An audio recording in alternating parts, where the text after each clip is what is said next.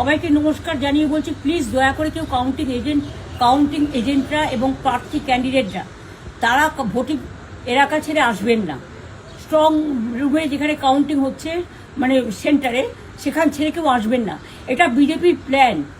প্রথম 2-3 রাউন্ডে আমি কালকে থেকেই বলছি যে ওদেরগুলো আগে দেখাবে, আমাদেরগুলো পরে দেখাবে।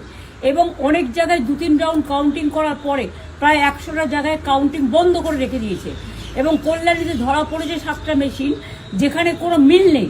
এটা টোটাল ফোর্সফুলি সেন্ট্রাল ফোর্সকে দিয়ে চারিদিকে তৃণমূল কংগ্রেসের উপর অত্যাচার করছে, অফিস ভাঙছে, জোর করে দখল করছে। এসআইআর নামে আপনারা দেখেছেন ভোট লুট করেছে যাতে যে সিটগুলো জিততে পারে। কিন্তু এখনও এমন 70টা সিট আছে, 100টা সিট আছে যেগুলো আমরা এগিয়ে আছি, সেগুলো বলছে না। টোটালটাই মিথ্যে নিউজ খাওয়াচ্ছে।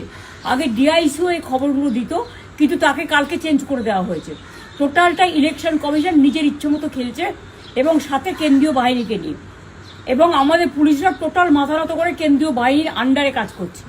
সুতরাং আমি আমাদের কাউন্টিং এজেন্টদের, আমাদের সমস্ত পার্টির কর্মীদের বলবো, অত মন খারাপ করার কারণ নেই। আমি বলেছিলাম সূর্যাস্ত পরে আপনারা জিতবেন। 3 রাউন্ড 4 রাউন্ড কাউন্ট হলেও এটা 14 রাউন্ড থেকে 18 রাউন্ড কাউন্ট হয়, তখন আপনারা জিতবেন। Wait and see, watch. আমরা সবাই আপনাদের সাথে আছি, আপনারা কেউ ভয় পাবেন না, নিশ্চিন্তে থাকুন। আবার বাঘের বাচ্চার মতো লড়াই করে যাবো।